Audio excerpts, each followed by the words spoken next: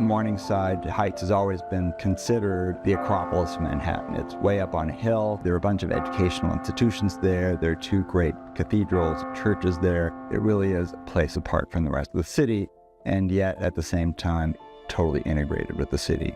And the architecture of the neighborhood is very traditional.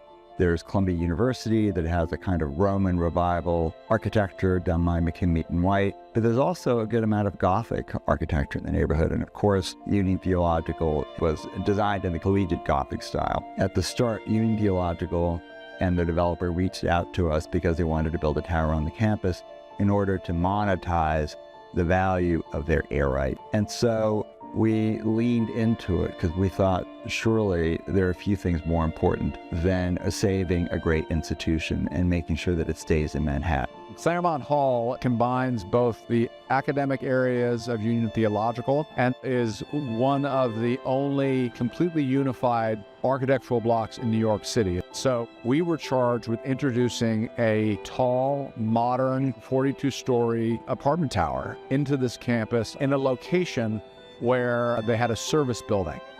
And this project actually integrates faculty of the Union Theological.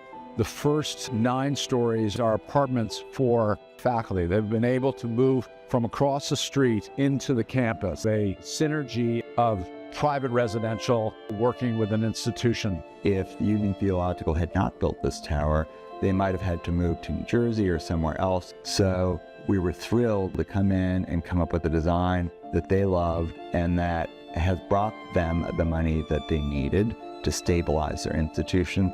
And at the same time, we have a beautiful new building that in a broader sense shows perhaps other institutions how they could build for the future and bring money into their coffers if they need to.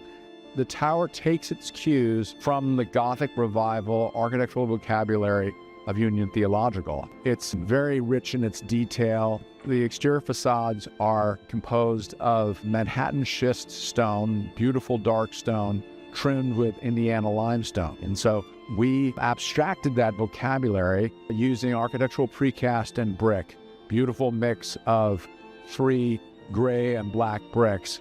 Bay windows, large multi-story arched figures, specifically the adjacent James Chapel and Tower, which are both landmarked, have these beautiful arched Gothic windows. And we took those windows and integrated them onto the top of our building.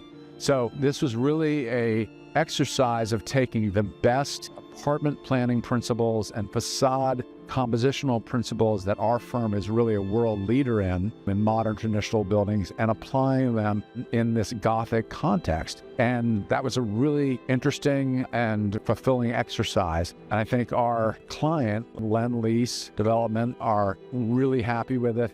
And then your eye goes up and you see this dramatic tower that takes that architecture into the skies.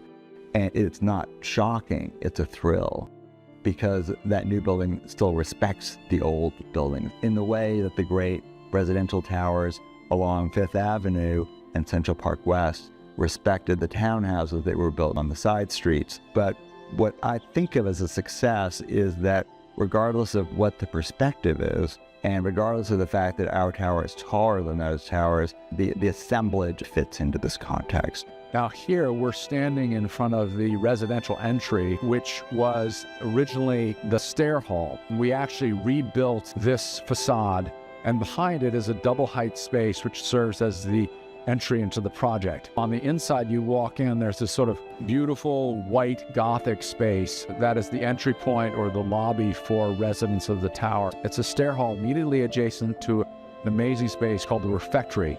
We've actually helped take that refectory space and turn it into an indoor swimming pool. It was a real amazing architectural opportunity. And then that provides an amenity to the community that lives within that is really unique to that space and to this campus. And those spaces have beautiful wood wainscot, marble floors done in a Harlequin pattern. Then as you move deeper into the spaces, beautiful brown oak portals that really give the space almost an academic feel in this Gothic context.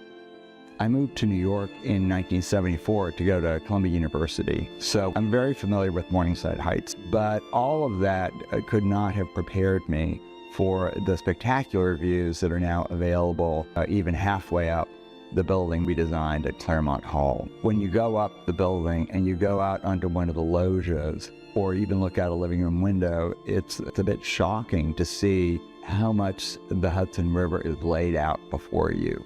So you're in a place that reminds you of how close you are in Manhattan to upstate New York. As you move up the tower, we create larger mid-scale elements that draw the eye up. And then we created a series of setbacks here that are in a sense almost like the steep mountains and stone formations that form uptown Manhattan.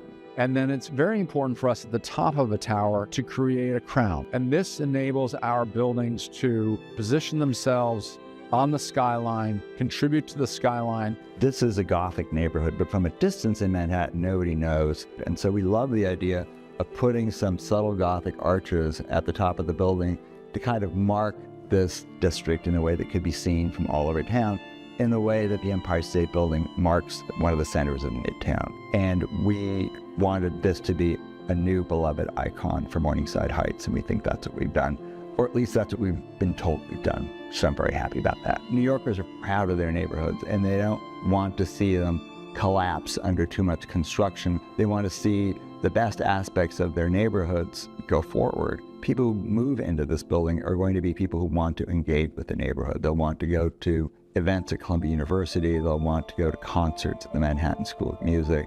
They'll want to really engage in the way that people do in college towns. And so when I look at the building we've created, I see a new way of living, but also a group of people who are going to make the neighborhood even more vibrant than it is now. And for residents, they look at these buildings and they can relate to an architectural character that has an identity, giving people a sense that this is their hub.